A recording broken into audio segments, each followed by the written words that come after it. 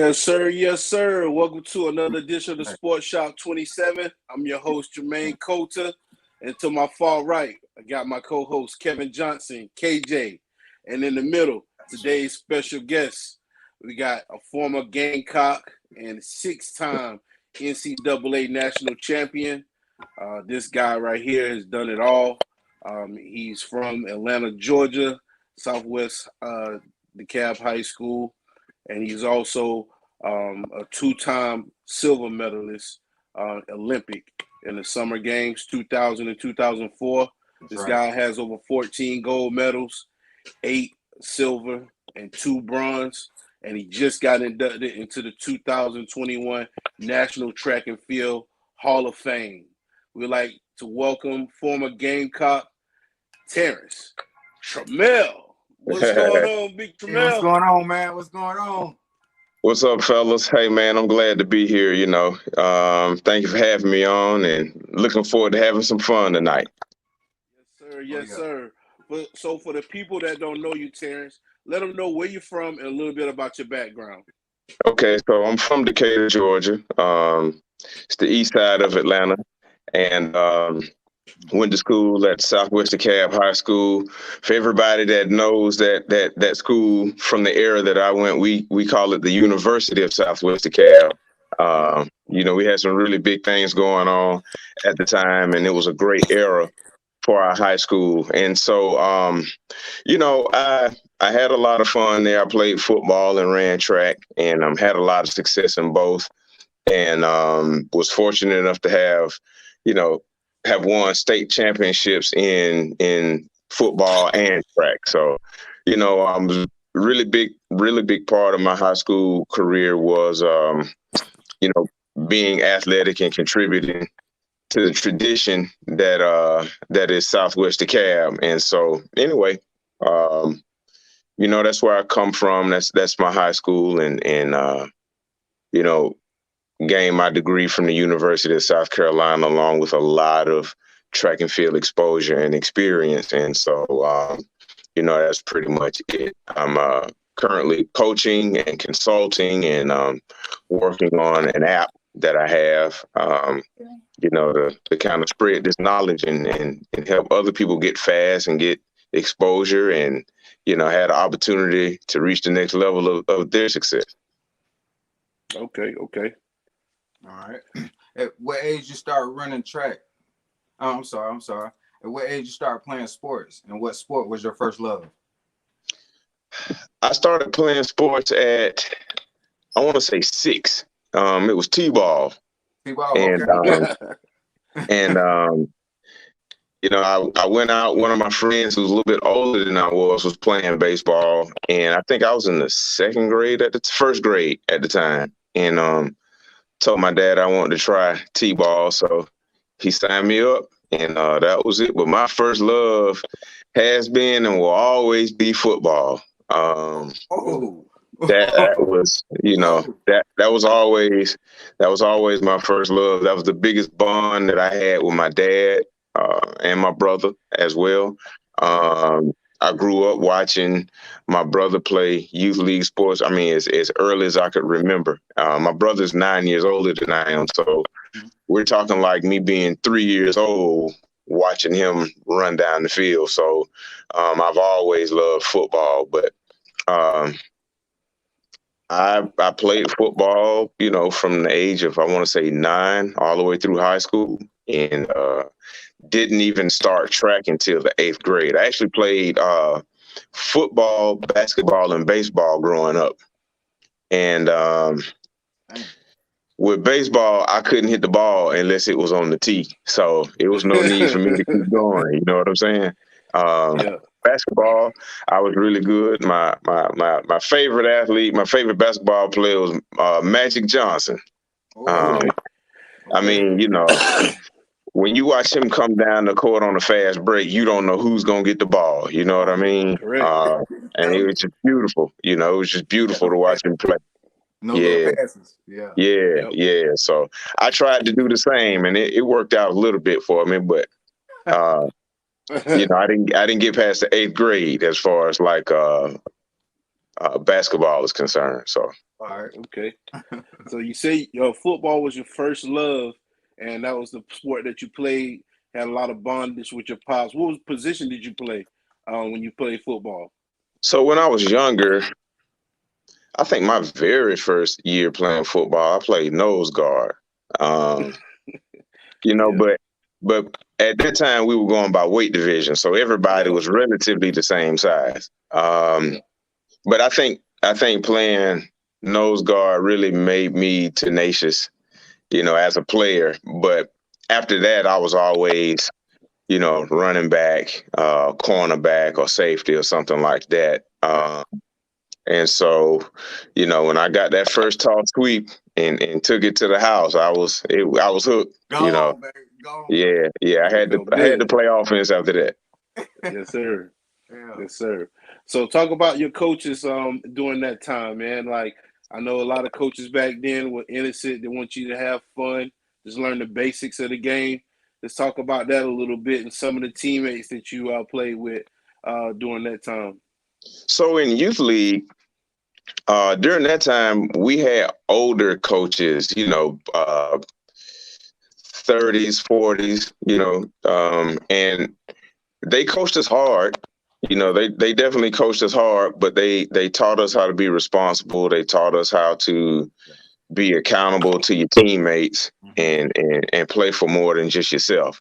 And I think me being able to be in that era of youth league sports really helped develop me, not just as an athlete, but as a person, because those guys really cared. And they gave us a lot of tools that, had we paid attention, um, we could find value in those in all courses of life. But they taught us the basics, but they taught us to really take pride in ourselves and taught us how to uh, not let anybody, not to be intimidated, basically. They taught us that a lot. And I had I had some success in football. Never won a championship in youth league football, but we went to the playoffs and to the semifinals a couple of times. But in basketball, youth basketball, we won several championships.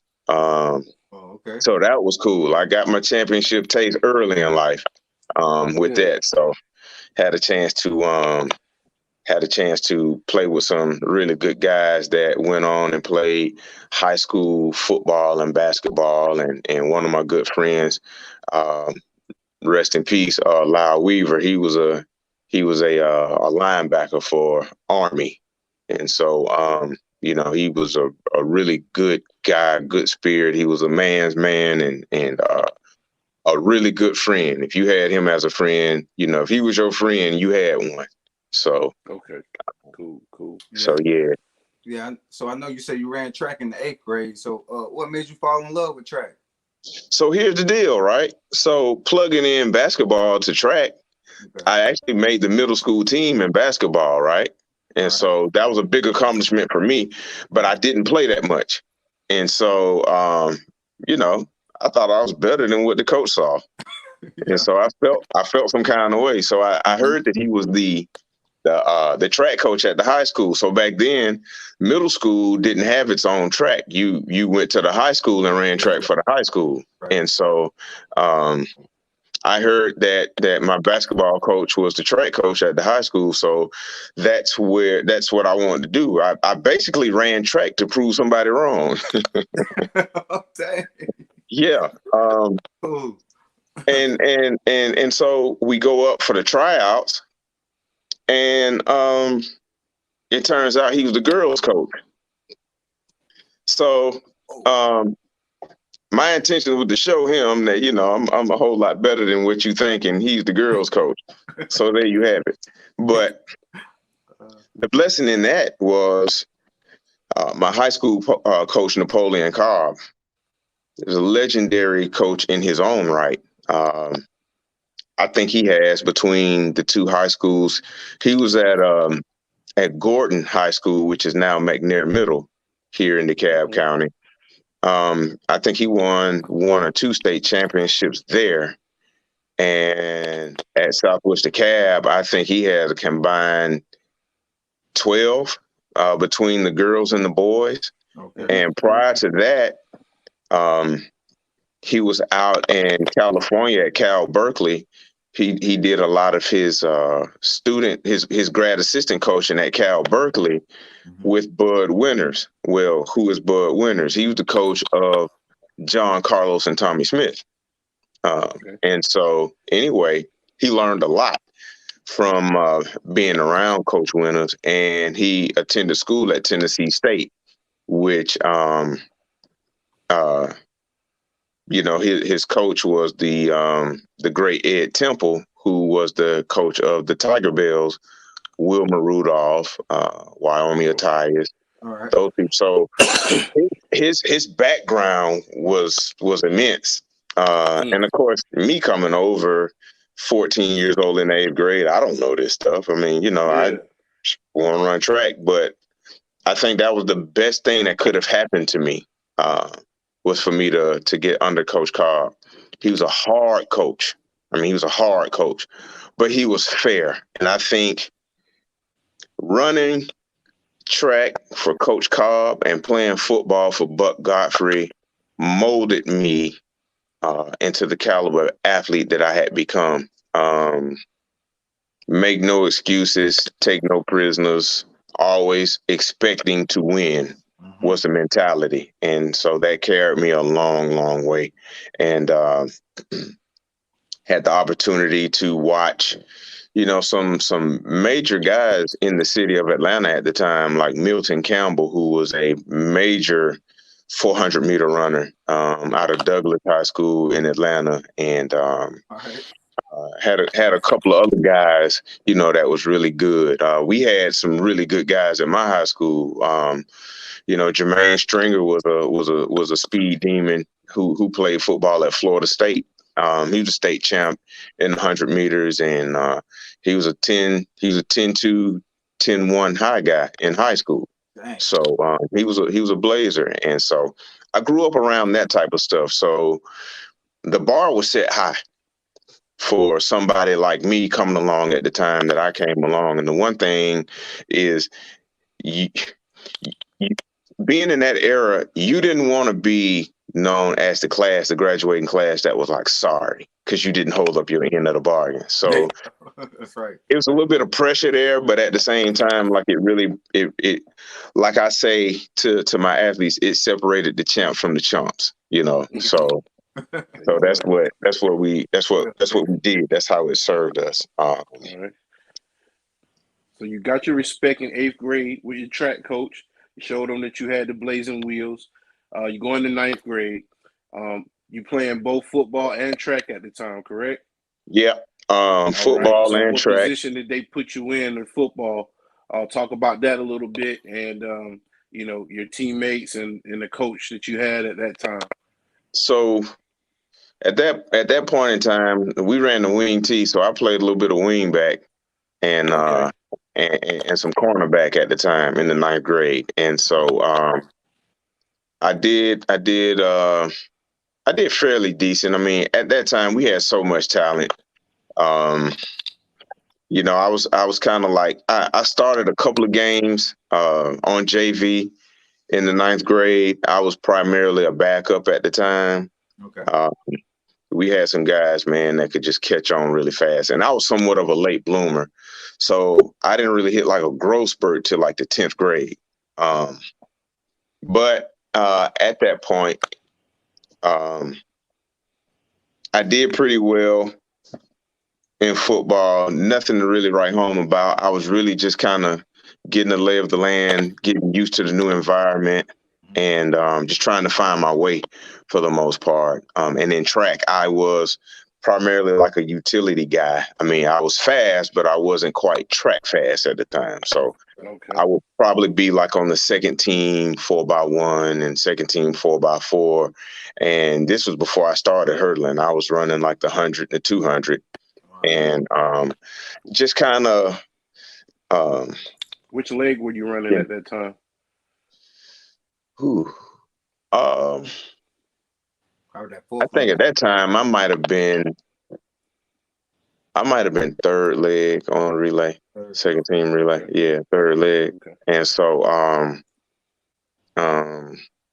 again, just really finding my way, not necessarily making a major impact. And then we went to a meet, a junior varsity meet in Brookwood, and I had done my little relay duty or whatnot. And so I'm up in the stands basically the rest of the night with my teammates, and we were watching the hurdles go off. And our guy was really good at the time, Marquez Benton. He was our JV, our first JV hurdler, and so he was good. He had pretty good form, and he was winning meets.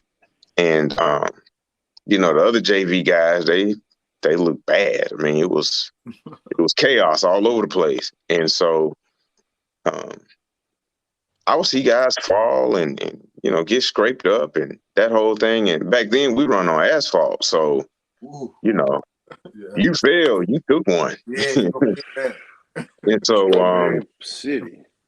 So that very night, I told one of my teammates, I was like, man, I don't see how they hurdle, man. You never catch me doing nothing like that. And the very next day in class, because I think that was like on a Wednesday night we had that meet. The very next day in class, actually before class started, Coach Cobb pulled me aside before I went to my first period class, and he had a talk with me, a long talk, because he could talk. He could really talk. And so when he pulled me out, I knew I was going to miss first period, second period, and probably the first part of third period, which I didn't mind that at all. Break from class. Nobody was going to give us any problems because I was with Coach Cobb. And I mean, Coach Cobb, basically, he and Coach Godfrey, they ran the school, so you're not going to say anything. And he told me he wanted me to be his next hurdler. And so I was like, man, come on, Coach. Now you saw what just went on last night, And so he told me he was going to model me after Ronaldo Nehemiah. He wanted me to model my style after his. Okay. Right. And so for people that don't know Ronaldo Nehemiah, he's the first person to ever run under 13 seconds in the hurdles. He had the world record as a freshman in college. And I think he broke it like 2 or 3 more times while he was in college. He actually made the 1980 Olympic team, but they boycotted. And so he went to the NFL and won a Super Bowl ring with the San Francisco 49ers. So, and I saw him this past weekend at my induction, and it was really good to see him. And, we keep in touch via Facebook. So, yeah, that felt good, to have him there. But anyway, so that evening was my journey as a hurdler.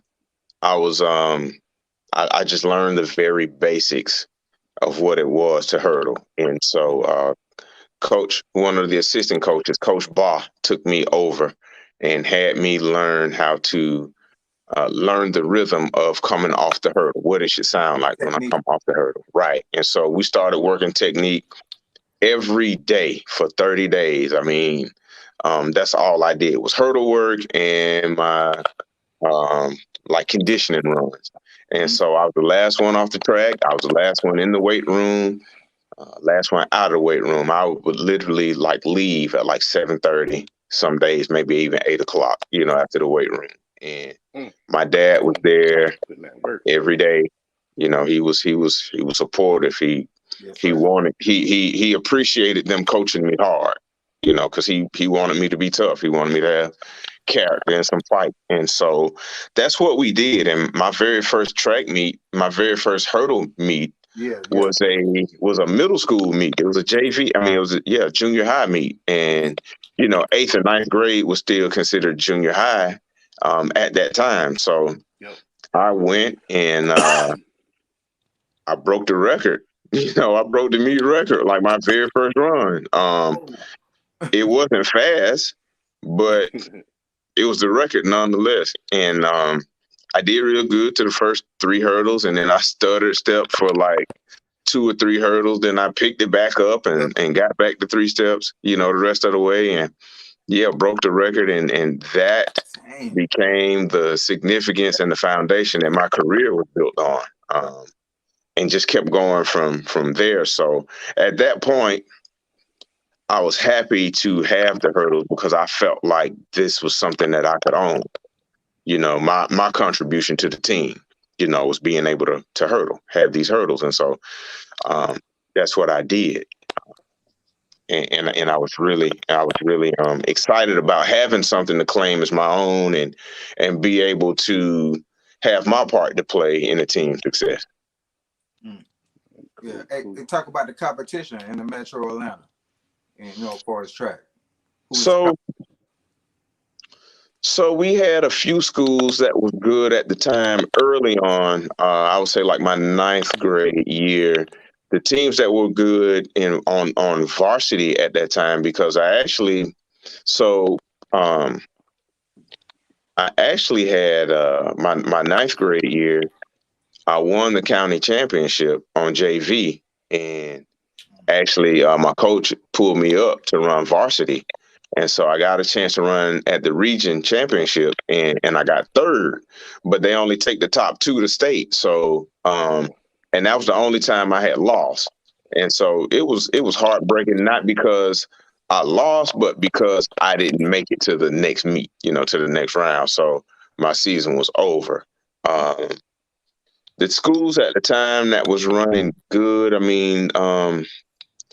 the better schools, the really good schools in the Metro Atlanta area at that time was like Tri-Cities, Douglas High School. You had some guys that were pretty good from Mays and other schools like Columbia and Tucker. Tucker had a good track team.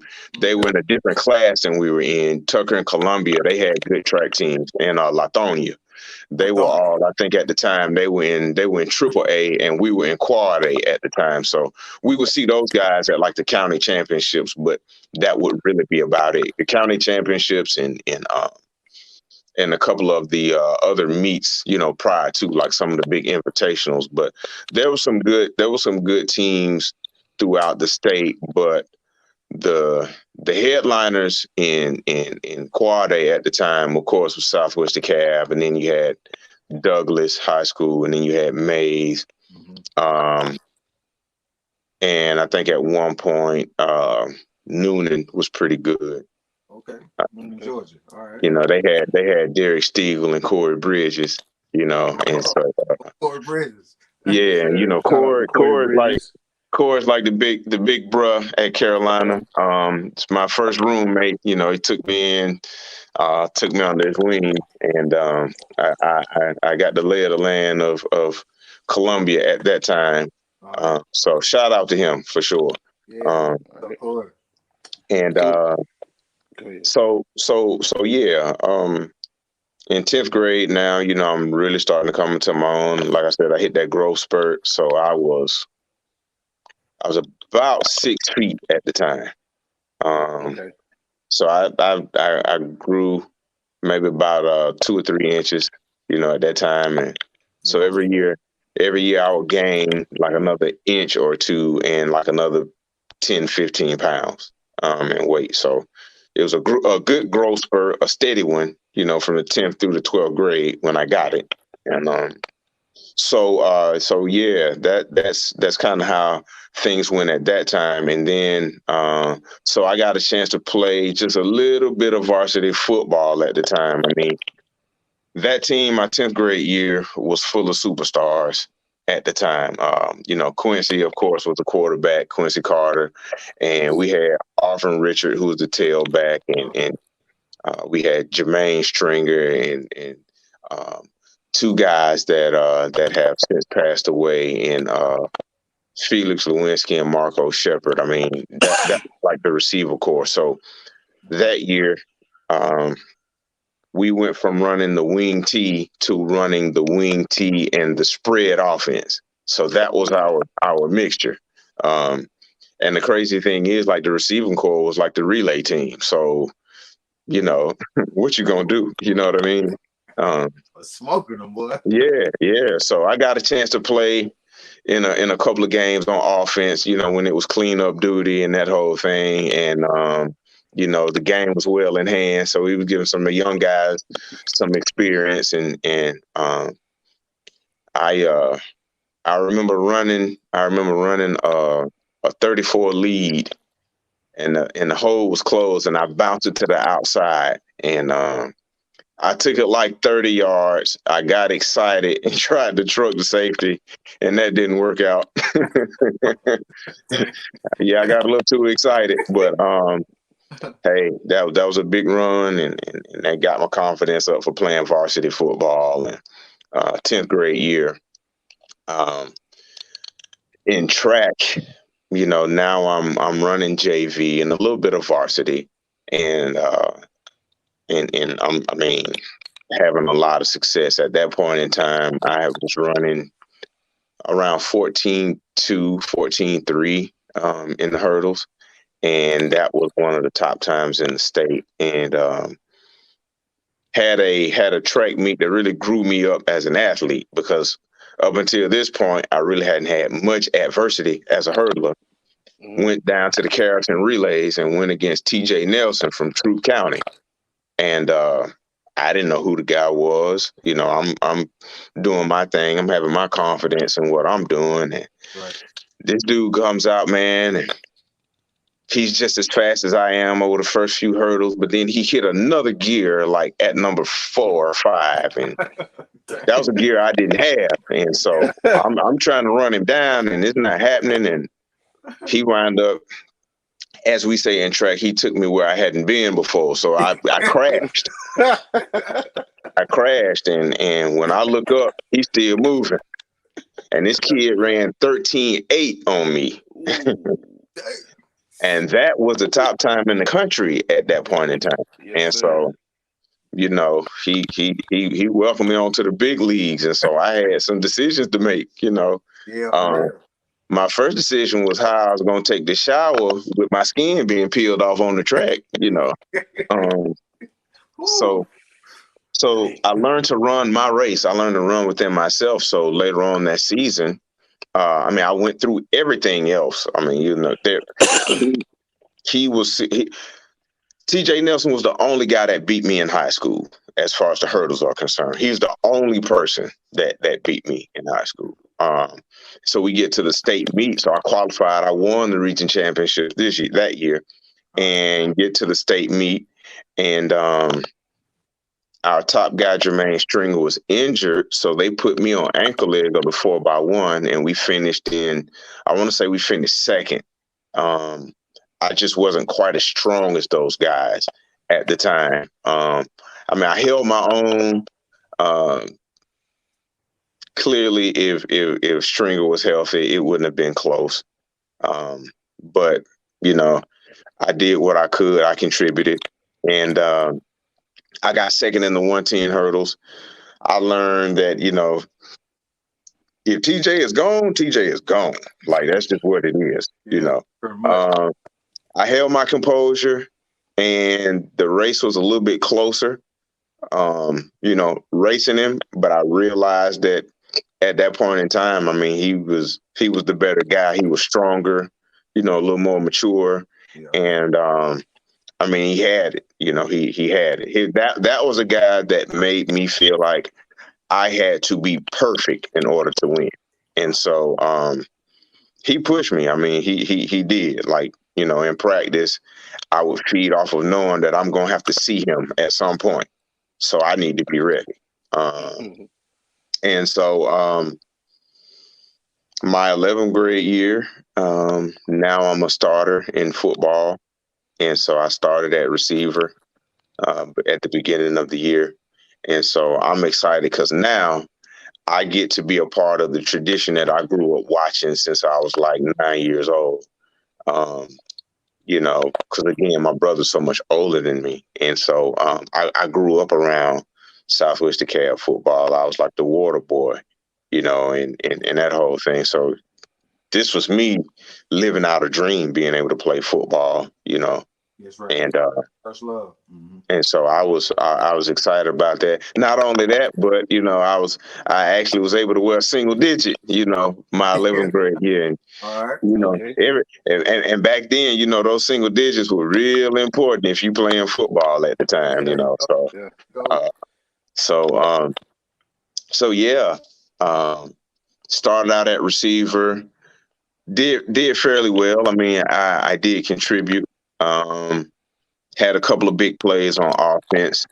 And then about halfway through the season, they switched me over to safety because although I was a target, All I right. was like the third target or so. I mean, we had some guys. I mean, we really had a lot of talent spread it around. And so we would average like 40 something points a game, but we give up like 28, Okay. and some certain games were too close for comfort. And so the DB coach said that, with the speed that I had, he knew that I could really be a major factor in that secondary. and I did, I did play corner. That was, I started at wing back and went to corner, on JV, and I stayed on defense, I think, the remainder of the season. And so going back to play defensive back wasn't a major adjustment. It took me a while just to get used to playing safety, because I'm in the middle of the field now. Mm-hmm. And mind you now, we're talking about 95, 96. So we were the only team doing the spread offense and that whole thing. The only Wasn't that team that familiar? I knew at the time that was kind of doing kind of like the spread read option type was Valdosta. Yep. And we took them all the way down, I want to say, to about 10 seconds left in the game, and they beat us on the last second field goal. Which that was my 10th grade year, which was the year that we thought, would have been the first year of us winning the state championship. But at safety, I always knew at some point in time, somebody's going to be tired, somebody's going to slip, and I'm going to get me a pick. And that's basically what I did. I mean, that was my thing. And so all throughout the season, I came up and I made tackles. I was really a cut them low, at the thigh type guy, Make sure you get but them I down. was right. I was big on interceptions. I wanted to be a ball hawk, and then Like Dion. right, that was my whole thing, And so we finished the regular season 9-1. We lost to Douglas in the in the regular season, and they had guys like Jamal Lewis and Terrence Barlow, and the defense had guys. Yeah. I mean, they had some serious bangers, and they had Darian Hutchinson on defense, and just some all around. They had some real talent. I mean, that was a squad, and they showed up that night, and they were ready to play. And they were ready to play more than we were. And the score indicated that, So that was the only loss that we had that season. And we went on the road. We played at home, first round of the playoffs. Then we went on the road to some places that customarily, is hard to win in.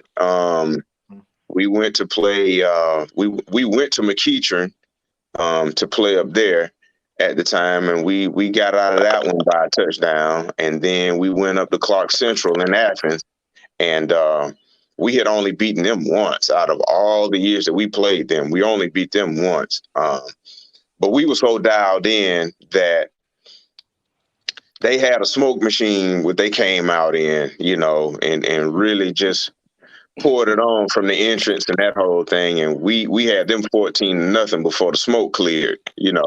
Yeah. So we were dialed in, and so I had the interception in the last 3 games of the season. So one at Clark Central, one in the Georgia Dome against Warner Robins, who was they were ranked number 1 in the state at the time, because we were number 1 until we lost. And they were ranked number 1 in the state, number 4 in the nation, I want to say.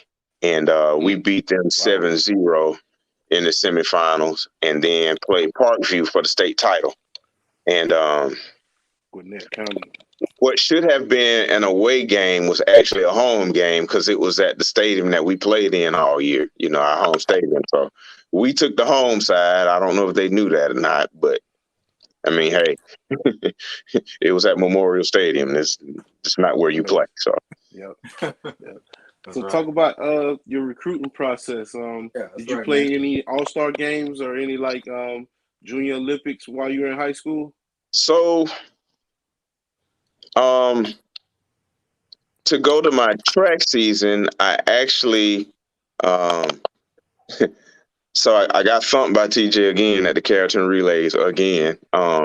This time he ran 13.5, and I ran 13.8. You know, and that was the top time in the country at the time. And then I think he might have gotten injured. But in between that time, I had gone from 13.8 to 13.6 down to 13.3. So had he been healthy at the state meet, I think that would have been one heck of a matchup. Yep. We didn't get the opportunity for that to happen, because he was a year older than I was, and so didn't get to do that. But the recruiting process, believe it or not, I had a lot more letters and stuff in football than I did in track. Yeah, I was going to ask you that. Like, yeah, I mean, where were you getting your letters from? Everywhere. More track or football? Yeah, it was more football, but it was everywhere. I mean, at the time, you know, Nebraska was back-to-back national champions. Yeah, Tommy Frazier.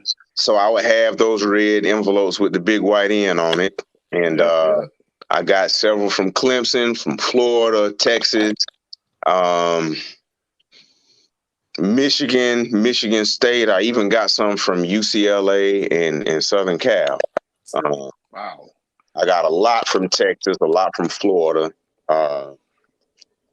Alabama had some, and got some from all. So all the major schools that you see on TV at the time, you know, they were really shopping. You guys were ranked pretty high in high school during that time, though, in the nation, right? Yeah, we were. I think y'all were like in the top 20, if I'm not mistaken. We topped out a few times at like number 3. See. So I had the exposure. Yeah, we did. Exposure was coming in. We had a lot of exposure. And my senior year in high school, we were actually number 4, and we played Douglas, who was ranked number 9. And so we're talking about the best school from the east side of Atlanta and the best school from the west side of Atlanta going head to head in a rematch from the game that they beat us the year before. And it was standing room only. I don't know. Outside of the state championship game, my 11th grade year, and maybe the Valdosta game, my 10th grade year, that had to be the biggest game that we played in. It was the USA Today National Game of the Week, and so it was a great game. We got our revenge in that one. What's up? But it made the rivalry great. It made both schools great, and you know, I appreciate it, because I even though, you know, we couldn't stand each other's guts back then, but I have a lot of friends from. I have some really good friends from Douglas, and we wound up going to school together at South Carolina, and you know, just kind of following each other's path, you know, along the way. Yeah. What made you choose USC Gamecocks? What made you go there? So it took a long time for me to decide whether or not I wanted to go in football or go in track, because I actually wanted to do both. I didn't have my mind made up as to what I want to do. And believe it or not, and I tell people this all the time, and people are just shocked when I tell them this. At the time, I wanted to go to Southern University in Baton Rouge. That's where I wanted to go. They had a really good football team at the time, and being at the 10 relays, they got some exposure. And so I felt like, okay, I could, go there and do well in football and track. That's what I wanted to do. I had no problems with going to an HBCU at all. But I never got correspondence from Southern. I never did. And so, I don't know, maybe they thought I was a little, too high profile and wouldn't have chosen the school because, certain athletes, especially at that time, they were going major D1 colleges, but I felt like I could still go to the pros or whatever the case may be from a school like Southern University, because there were guys in the NFL, from Southern and Grambling and Tennessee State. Televised games too. Yep. Right. So I felt like, okay, well, they getting exposure also, so it's no problem. But why I chose South Carolina? One, Curtis Fry was the head coach at South Carolina, who was the coach of Allen Johnson, who was the world champion and Olympic champion at the time. Yeah, that's right. And so my brother and I actually attended the finals of the Olympic Games in '96. I saw Michael Johnson in those golden shoes when he ran the 400 meters, and I saw Carl Lewis win the long jump. He won his 9th Olympic gold medal, and then I saw Allen Johnson win the hurdles that night, and I told my brother, in 4 years, man, that's where I want to be. And so I had the chance to be recruited by Coach Fry, and I still didn't know, where I wanted to, what I wanted to do, whether it be football or track. I knew track was going to be involved. I didn't know if I wanted to do both or just let football go for a while and run track. But I have family from the Aiken, North Augusta area and Augusta. So, it's 45 minutes, an hour away from Columbia. And that was also part of the decision. I wouldn't be too far from family. That area, the central Savannah River area is like my second home. I grew up going down there for the summers and for my holidays. So, I wasn't too far from there. So I chose the University of South Carolina because I knew I had the opportunity to train with the best in the world. And when you have that opportunity, you go into it, full-fledged. You don't waste their time and you don't waste your time. So that's why I chose to attend there. All right. Well, let's go ahead and go into this clip real quick. I got some highlights for you. For everybody watching, thank you for tuning in. Make sure you subscribe on YouTube. Follow us on Facebook, Spotify, and Deezer. We have a 6-time NCAA track and field champion and two-time Olympic silver medalist and Hall of Fame track guy, Terrence Trammell. So let's go ahead and get into this clip real quick. We appreciate you guys watching. Good evening, everyone. I'm Bob Barshall, along with Larry Rawson and Lewis Johnson. Let's get right to it with the men's 60-meter hurdles. The American mark held by Greg Foster. The meet record shared by Courtney Hawkins and Tony Dees. A look at the lineup. We'll be watching lanes 3, 4, and 5. Traditionally, that's where the top athletes are put, particularly lane 6. Teenage sensation Terrence Trammell from Georgia. Don't discount either. A man who was 8th in the world last year. There's Terry Reese. He had a superb season. And next to him, that is Eugene Swift, now 33 years of age and a 1996 Olympian. There is Trammell in lane 6. Good start, and the first man of the first hurdle is Trammell, just 19 years of age, a freshman at South Carolina. Here comes Reese, and on the outside, Jeff York in the blue uniform was right there as well. A huge surprise, I think. Collegiate freshman Terrence Trammell, who was last year a great athlete, named the 1997 Track and Field High School Male Athlete of the Year under Coach Curtis Fry, who coaches that woman, Melissa Morrison, America's outstanding hurdler, and also the Olympic champion down there, Alan Johnson, at the hurdles. This man just explodes out of the block. Now keep in mind, he is in lane 3 in black. Next to him on his left, our right, that is Eugene Swift, and one of the 3 1996 Olympians in the hurdles, and he smokes him here. Wow, 33 years of age, Eugene Swift out there, but he's facing a 19-year-old out of college, and what a difference here. A great performance by Trammell. Let's meet him now and meet the third member of our track and field broadcast team. Here's Lewis Johnson. Terrence, the key for you seems to be an incredible start. Talk about what you've been learning, training with Melissa and Alan and Curtis down there in South Carolina. Well, seeing right now how I'm kind of inexperienced at 42-inch hurdles, I really have to take real good care of my start, making sure that I come out low and hard, driving, taking care of the first 3 hurdles, and that's really like the key. You seem to be a cut above many others. What's your goal as you look at the hurdles?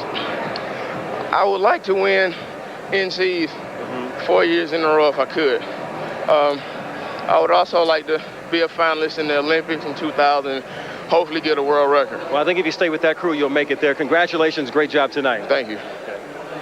Lofty goals from a great young talent. Terrence Trammell, a new meet record. I have a feeling we're going to be saying a lot of that tonight. 7:64 over Jeff York and Eugene Swift.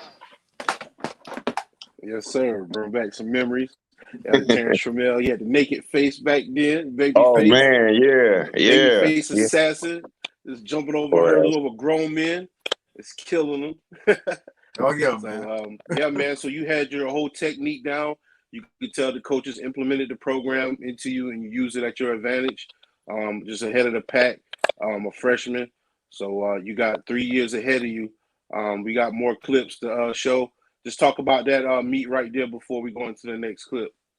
So that meet in itself, that was my very first time being on a grand stage, for my young career.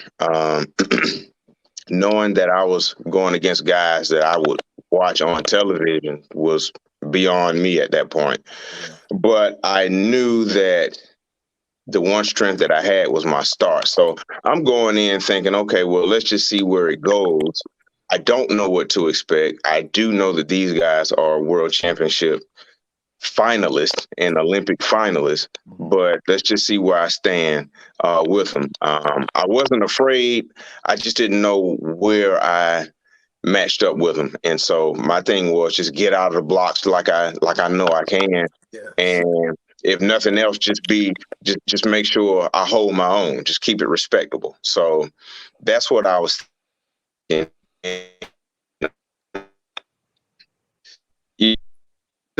I had a lot of confidence in my ability in what we were doing because I knew that these guys were veterans. And even though it was early in the season for them, collegiate guys, they try to take advantage of that type of situation. The only down part was because I was a collegiate at the time, I couldn't take the prize money, but I gained experience, so that was the cool thing about it. So just imagine if you were running track right now in college with the new NIL deals. Oh man, like based on how my career went at South Carolina, You see what I'm saying?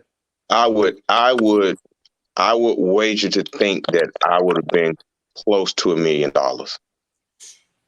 You had to be. You were Yeah, the because SEC champion 6 times.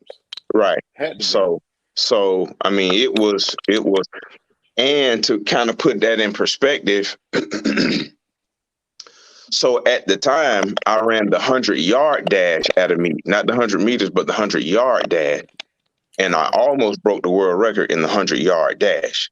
The record at the time was 9:21. and I ran 9:22. I think this was my sophomore or junior year, and they made a huge deal about it in the media and that sort of thing, and so they wanted everybody to come out. And man, I saw all kind of NASCAR flags and stuff up in the stands. I mean, people who wouldn't bother coming to a track meet, it was packed just to see me run for 9 seconds. Yeah. And while we speaking on time, what was your 40 time in football? when I played football, my 40 time was about 4:16. Whoa. Afterwards, when I was strictly track, I was like 4:06. So yeah, I did that. As a matter of fact, the last time I ran the 40, I was 34 years old. And I ran 4:15 and 4:17. That's like what, 12 years ago. What you running now? 4.2? He's still running 4 flats, man. You 4.2 now? Man, KJ, you know what? I think you hold Terrence. I think if I could train for about 6 to 8 weeks and know that my body is good to go, yeah, I could probably go maybe high 4.3, low 4.4. Right now, and I just turned 43 like 2 weeks ago. Know. Hey, happy belated. My birthday's on the 21st. Okay, cool. Yeah. Happy belated. Like almost a year and 2 days apart. Yeah. But yeah, man. I'd love to see that matchup between you and KJ on the line, man. See who get the best of it. He'll blow me out. Man. Man, I got to get in shape for. I ain't got a chance. I'm the head start, man. Oh, but we got another clip right here, man. This is 1999. Let me ask one more question, man. Hey, so which one you like, man? You like indoor or outdoor? As far as when you. That's a good question. I like indoor because it's a difference. I like to know if there's a difference, Well, the difference is the distances are shorter indoors than they are outdoors, and you don't have to deal with the elements indoors. So I knew whenever I go to an indoor meet, I'm not going to have to deal with the wind in my face. I'm not going to have to deal with it being too hot, too cold, raining, or anything like that. Okay. I like outdoors. So on the pro circuit, once I reached the professional ranks, I guess you could say I had more success indoors just because my gold medals came from indoors. But I've always enjoyed outdoors because that was always kind of like prime time of the season, and outdoors is a lot longer than the indoor season. But I still don't scoff at indoors because I'm a 2-time world champion, indoors. So, so yeah, that was basically, so I had a lot of success indoors, but I really did like outdoors. Okay. All right, cool. Well, I think this next clip might be an outdoor. I can't remember. It's 1999. It's you at the Gamecocks. Is this indoor or outdoor? Let's see here. 99. It's like NCAA championship. That might have been outdoors, possibly. I think that one's outdoors. Outdoors. We're gonna go ahead and get into that clip real quick and check it out, and then we'll go ahead and break it down once we come back. All right. Cool. All right. Cool. Welcome back to the 1999 NCAA Outdoor Track and Field Championships in the second event on this final day. The men's 110-meter hurdles. Collegiate record held by Ronaldo Nehemiah. The collegiate leader this season, Terrence Trammell of South Carolina, with a time of 13.29. He will run in lane 5. And Vern, just a sophomore, he was the runner-up last year as a freshman. He's also entered in the men's 100 meters. No athlete at the NCAA level has won both the hurdles and the 100 in the same meet. William Arese of USC will run in lane 1. Adrian Woodley of Syracuse in 2. Ron Bramlett of Middle Tennessee State in 3. Dwayne Wallace of Tennessee has finished 4th to Trammell 4 times in head-to-head competition. Greg Richardson of Central Michigan, Aubrey Herring of Indiana State, and Chris Allen of Texas A&M. You know, Vern, I think the biggest thing about Terrence Trammell is where he is training. He's training under Curtis Fry. He trains with Alan Johnson, who's the Olympic and world champion. When you have someone to train with like that every single day, it really, really raises your level. And not only that, I think he has a lot more experience. When you're training with the best in the world, how do any of these other guys look like they're that tough to beat, you know? When you've got someone else schooling you all the time. And when you see him run, he runs so much like Alan Johnson. He's just a little bit taller, but he looks amazingly technically like Alan. You know, the other day when we saw him in the semifinal, we looked at each other and said, oh my gosh, he looks exactly like Alan Johnson.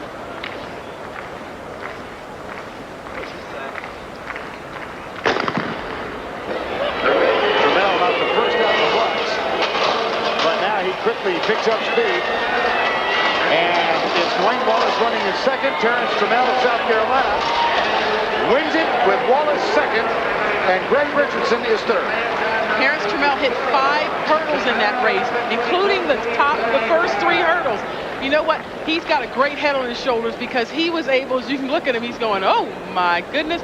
He was able to keep himself together and still win that race. And in fact, one of the key hurdles, which was about, what, Dwight, hurdle 6 or 7, he really threw him off balance, but he was able to regather himself and win the race. And Vern, you mentioned he did not get the best start in the field, but one thing that, as you mentioned, Carol, his focus was so good. He smashed the first 3 hurdles and was really in jeopardy of being thrown completely out of his rhythm. And even being able to finish the race. Look, he just hammers hurdle number 3. Then 4 is clean, but he hits 5 with his trail leg. But he's got such a good head on his shoulders, and he's watched Alan Johnson have races like this. He's almost fallen 3 times in this race, but he is so much better than everyone else in this field that no one can make up the gap. No one can take advantage. You can win them pretty, or you can win them ugly, but a win is a win. Well, he wins it, but it was painful to watch. Terrence Trammell captures first place. Dwayne Wallace of Tennessee is second. And Greg Richardson of Central Michigan captures third. And here's Michelle with the winner. All right, Vern, 1 down, 1 to go. You've just won the hurdles. Next up is the 100. No one has ever won both at this meet. What makes you confident you'll be the first? I just carry God with me, try to do the best I can through the whole way. It's been a long week. Have one more race, and I think I can pull it through. Good luck. Congratulations. Thank you. Vern, back up to you. Terrence Trammell wins the first of the 2 events in which he is entered. Yeah, man, that was kind of hard to watch. You know, for me, being so much of a technician, and you know, like I said in the interview. Like I said in the interview, you know, that was a lot of races because at that time, the NCAA championships, you had 3 rounds of every race. So I had 3 rounds of the 100, 3 rounds of the hurdles, and 2 rounds of the 4x1, 2 or 3. And by the time I got to that race, I think that was race like number 7 in like 3 days. And so, I was a little bit warped, but you could see the disappointment, even though I won, and that was my first outdoor NCAA title. But the way I ran it, I wasn't pleased with. You know, I wanted because you know there's a certain way that I want to compete when the lights are on, and I did win, but I felt like I didn't execute like I should have, and so. Grateful for the win, but just kind of disappointed in the performance. No problem. We got some more in the Olympics, I think, in this one.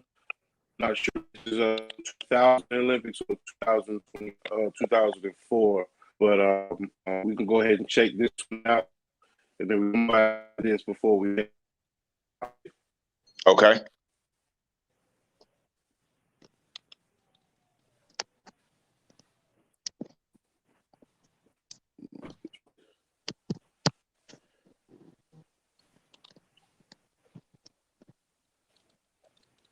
Let me play it. Is it playing when you got? There it is. Trammell really the man in this event by a long way. He'd have to have a real blow-up in this competition. He'll start in lane 5 in the center of the track, just a junior, and he wants to try and win with as little effort expended because he has to come back and run the 100. He won both the 60-meter hurdles and 60-meter sprint at the indoor NCAAs. And DeMarcus Brown from Arkansas. A lot of pressure on this young man. You know, he finished 5th at the SEC in this competition. So he has competed against Trammell. He's competed against some of the other outstanding athletes in this competition. He knows that he needs to get some big points for Arkansas to get him off to a good start today. Here are the rest of the lane assignments. Chris Allen of Texas A&M in lane 1, Adrian Woodley of Syracuse in lane 2, Ron Bramlett of Alabama in lane 3, Todd Matthews of Clemson in lane 6, Kenneth Pembroke of Alabama in lane 7, and Aubrey Herring, we should point out of Indiana State, a senior, finished 6th last year, ran a 13.54 personal best to win in his semifinal race. So we'll keep an eye on the middle of the track in this competition. Herring in lane 4, Trammell in lane 5, DeMarcus Brown on the outside in lane 8.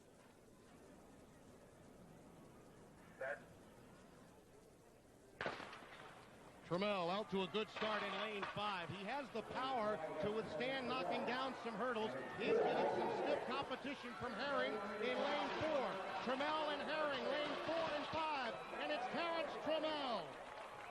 You know what, Dwight? Terrence Trammell looked like he came out of the blocks and he said, I'm going to make this an easy one because I've got that 100 meters to come up. And he took a look to his left-hand side and he said, oh, dear, I'm in 2nd position. And he really started to press in the middle of that race and had a tough one. I've got to tell you, Carol, he looks so much like Alan Johnson, the way his technique works. But when he found in the middle of the race that Aubrey Herring was right there with him, stride for stride, he had to go into panic mode, started hitting hurdles, and he's strong enough and he has enough sense of where he is that he was able to knock those hurdles down and still get in a position to get off the last hurdle first. He got out very nicely, but inside, Chris Allen, Texas A&M, was really out well in lane 1 and lane 2. Adrian Woodley of Syracuse actually had the best starts in the field, but Aubrey Herring was really first over the first hurdle, and at this point, Trammell has to be going, uh-oh, game plan, I got to go to game plan B, and then you can see, Carol, he starts hitting those hurdles.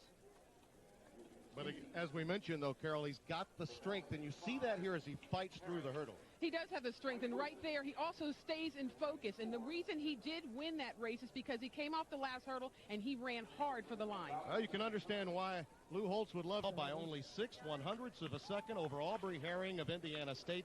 Todd Matthews of Clemson finished 3rd. By the way, we should make note, in the men's 1.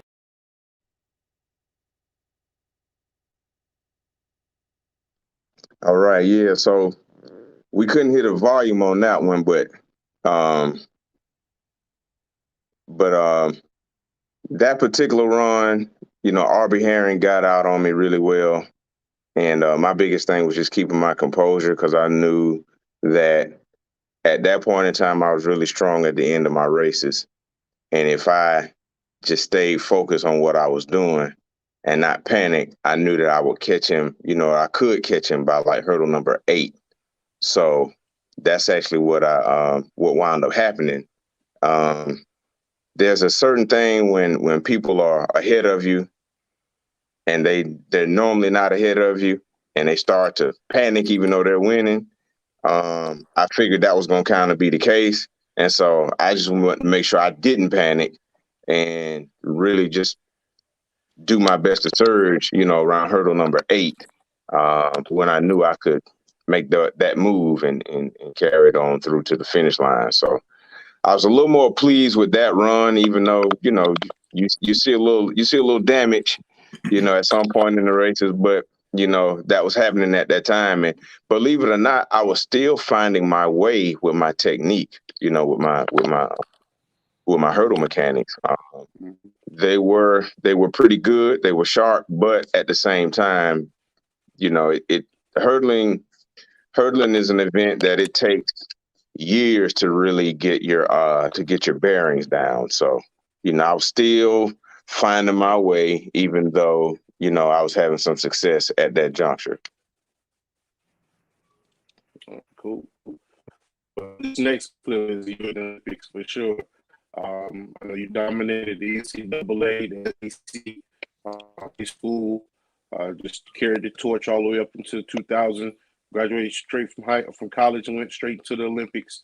So let's go ahead and take a look at this last clip, and you can talk about that and your experience as being an Olympian. All right. Cindy and Beijing. Dexter Falk in lane 4, Jeffrey Porter at 5, David Oliver, the broad shoulder 1 and 6, Antoine Hicks in 7, Jerome Miller in 8. If you had to pick an upset, Otto, who might be the one? Only Oliver is capable of running down Terrence Trammell, but he gets out so well that it's probably likely that Oliver will run out of room. Terrence Trammell puts such immense pressure. See the time to beat there, 7:40 for the Visa lead. It's a fair start. And Trammell in lane 3 begins already to pull away. Unbelievable. Terrence Trammell wins again. 7:41. Wow. The American record is 7:36. That gives you an indication of the quality of a race you just saw. This young man has been so dominant this year. And he had this from the gun. And his 5th indoor title came very easy. Terrence Trammell is 3rd from the right. Look at him pull away from the best hurdlers in the country. No one in the frame at the finish. He is starting and accelerating to that first hurdle so well, but then once he gets there, lead leg quickly up, quickly back down. Very little time in the air. And his reward is an almost personal best, 7.41 for Terrence Trammell, as next to him, Dexter Falk goes down. And that puts Terrence Trammell in 2nd in the Visa Championship standings. We go down to Elizabeth. All right. So a whole lot smooth on that run. Everything was mechanics, everything down smooth, not hitting the hurdles, just like you was talking about before. So go ahead and describe that for the people who run track and for the kids who want to know technique-wise, how you improve. Go ahead and coach them on that real quick for them. Yeah, so that clip and the last clip that you showed is literally 10 years apart. So that last NCAA clip you showed, I was a junior at South Carolina. I was 21. And that race that you saw just then, that was the U.S. Championships indoors in 2010, and I was 31. So at that time, you know, my mechanics had really gotten better. I had really developed and really matured in my event, and just really honed in on a lot of the small things, on the particulars that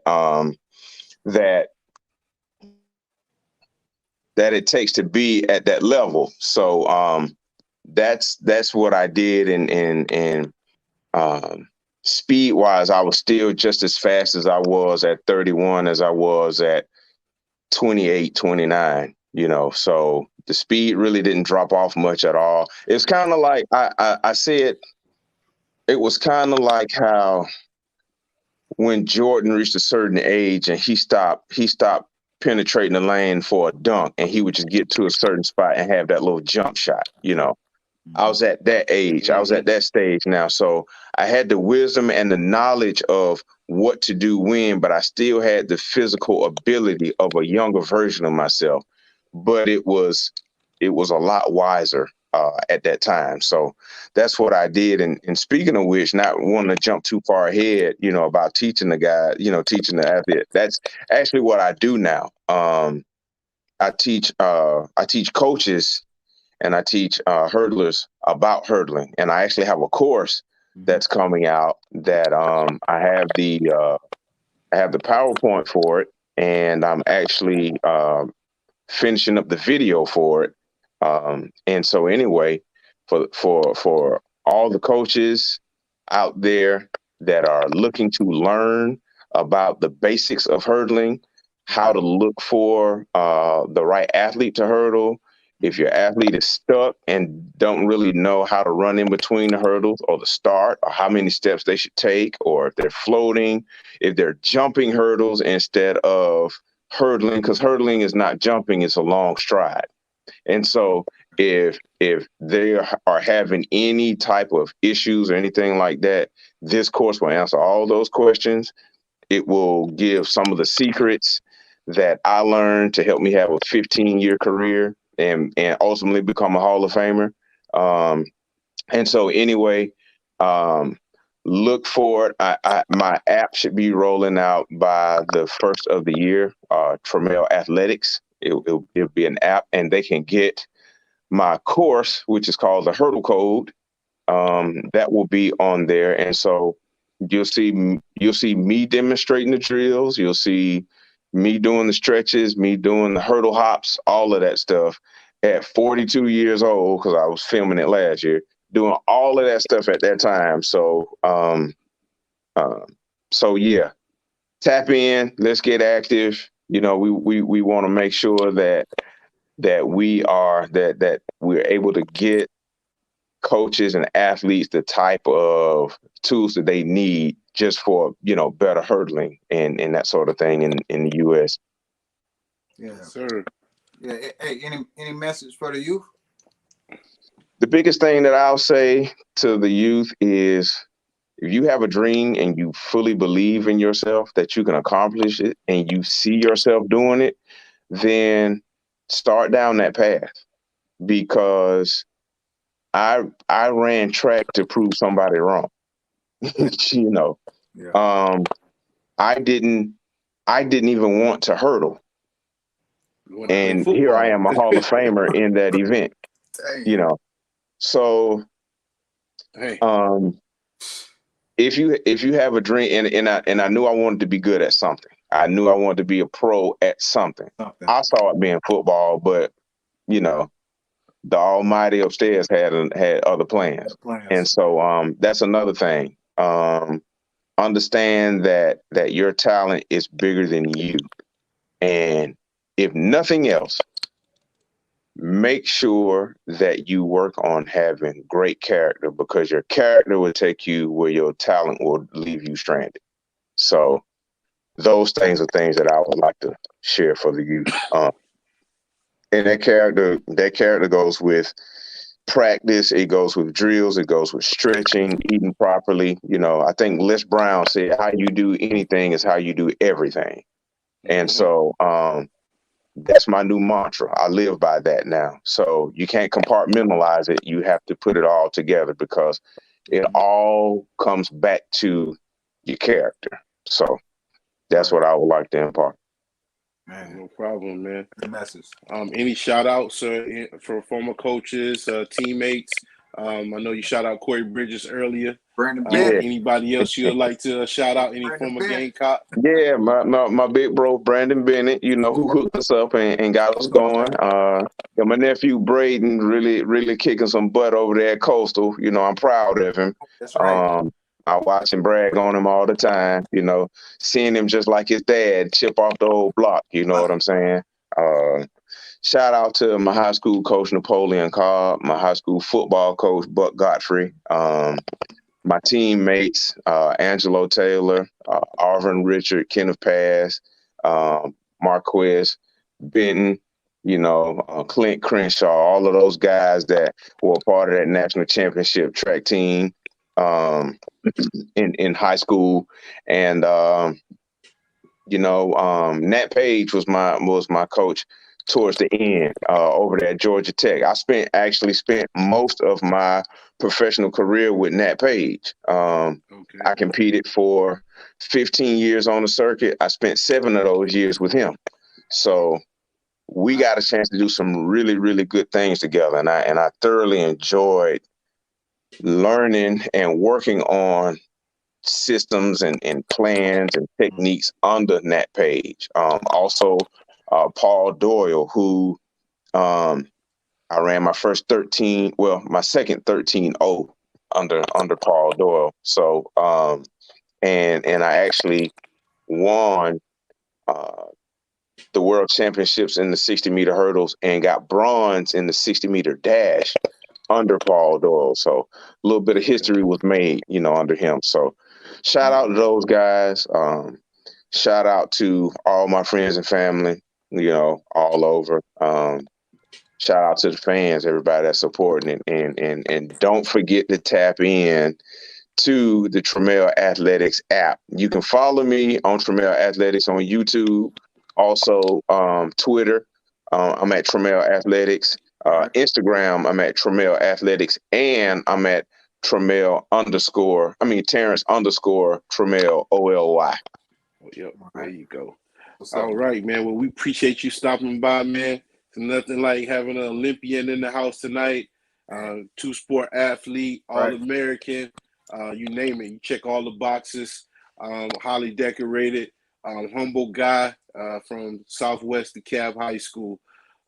Just let everybody know, it's not how you start, it's how you finish. You got to commit to something in life and put your all into it. And hopefully if you do that with the good Lord, you can manifest anything in your life, man. Anything is all right? That's right. Sir. That's right. So I appreciate you guys, man, coming on the show and helping us out. Hey, until the next time, you guys stay tuned. Make sure you subscribe on YouTube. Follow us on Facebook, Spotify, and Deezer. And we'll see you next time, all right? It's not how you start. It's how you what, KJ? Oh, you already know, man. It's how you finish. How you finish. All right. That's the finisher right there. Terrence Trammell. Yeah, man. See you guys later. Full flat. Be out. Thanks for coming on, man. Mean a lot. Appreciate it, bro. Thank you for having me. Thank you for having me. Yeah. No problem. We'd love to have you back on. Cool, no problem. And then we can talk about how I can help guys run 4.0, 4.1 when I get back, bro. Yeah. Yes, sir. I'm trying to get all right now. Y'all take care, man. Enjoy the rest of your week. All right, you too. Thank you. Be safe. Wear a mask. Oh, yeah.